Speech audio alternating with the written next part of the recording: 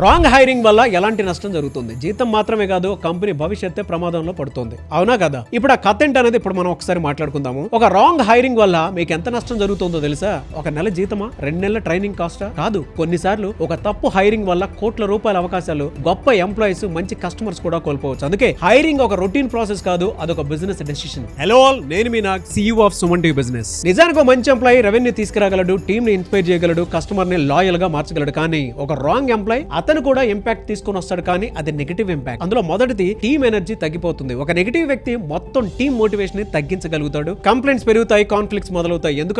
ఎందుకు నేనే కష్టపడాలి అనే ఆలోచన వ్యాపిస్తుంది. 2, కస్టమర్స్ కూడా దూరం అవుతారు. ఒక తప్పు మాట, ఒక నిర్లక్ష్యపు సర్వీసు, ఒక బాధ్యత లేని డెసిషన్ ఏళ్ల తరబడి సంపాదించిన కస్టమర్ ట్రస్ట్ ని కోల్పోయేలా చేయొచ్చు. 3, ఓనర్స్ టైం వృధా అవుతుంది. గ్రోత్ మీద ఫోకస్ చేయాల్సిన బిజినెస్ ఓనర్ ఫైర్ ఫైటింగ్ లో పడిపోతాడు. ప్రతి చిన్న సమస్యలో జోక్యం చేసుకోవాల్సి వస్తుంది. 4, గుడ్ ఎంప్లాయీస్ కూడా వెళ్తారు. మంచి టాలెంట్ టాక్సిక్ ఎన్విరాన్మెంట్ లో ఎక్కువ కాలం ఉండదు, వాళ్ళు వెళ్ళిపోతారు. రాంగ్ పర్సన్స్ మిగిలిపోతాడు, అది కంపెనీకి డబుల్ లాస్ అవుతుంది. 5, కల్చర్ దెబ్బతింటుంది. కల్చర్ ఒక్క రోజులో నిర్మించబడదు, కానీ ఒక రాంగ్ హైరింగ్ వల్ల నెలల్లో దెబ్బతినొచ్చు, స్టాండర్డ్స్ పడిపోతాయి, ఓనర్షిప్ కూడా తగ్గిపోతుంది, ఎక్సలెన్స్ మాత్రం మాయమైపోతుంది. మీకు రియల్ ఎగ్జాంపుల్ చెప్తాను. నెట్ఫ్లిక్స్ ఒకసారి ఇలా చెప్పింది: the cost of keeping the wrong person is often much higher than the cost of finding the right person. ఎందుకంటే యావరేజ్ పర్సన్ ని కంపెనీ తట్టుకోగలదు, కానీ రాంగ్ యాటిట్యూడ్ ని తట్టుకోవడం చాలా కష్టం. ఇదే అసలైన పవర్ఫుల్ షిఫ్ట్. మీరు బాగా గుర్తుపెట్టుకోండి, రాంగ్ హైరింగ్ అంటే ఒక చెడ్డ మనిషిని తీసుకోవడం కాదు, రాంగ్ సీట్ లో మంచి మనిషిని కూర్చోబెట్టడం కూడా రాంగ్ హైరింగ్ అవుతుంది. కొన్నిసార్లు వ్యక్తి సమస్య కాదు, role సరిపోకపోవడమే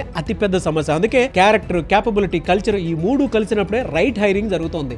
A player can change a team. అందుకే ఈ రోజు ఒక యాక్షన్ స్టెప్ తీసుకోండి. తదుపరి హైరింగ్ ముందు ఈ 3 ప్రశ్నలు ఖచ్చితంగా అడగండి. ఈ వ్యక్తి మా కల్చర్ ని బలపరుస్తాడా? ఈ రోల్ కి సరిపడే మైండ్ సెట్ ఉందా? ఈ వ్యక్తితో నేను మరో 5 సంవత్సరాలు పని చేయాలనుకుంటానా? ఈ 3 ప్రశ్నలకు అవును అనిపిస్తే ముందుకు వెళ్ళండి, లేకపోతే ఇంకొంచెం సమయం తీసుకోండి. ఇంకో విషయం బాగా గుర్తుపెట్టుకోండి, హైరింగ్ లో తొందరపడటం బిజినెస్ లో అత్యంత ఖరీదైన తప్పుల్లో ఒకటి. ఒక రైట్ హైరింగ్ కంపెనీ ముందుకు తీసుకువెళ్తుంది, ఒక రాంగ్ హైరింగ్ మొత్తం టీమ్ ని వెనక్కి లాగుతుంది. మీరు ఎంప్లాయీని మాత్రమే హైర్ చేయడం లేదు, మీ కంపెనీ కల్చర్ ని, రెప్యుటేషన్ ని, భవిష్యత్తుని ఎంపిక చేస్తున్నారు. ఎందుకంటే great companies don't grow because they hire fast, they grow because they hire wisely.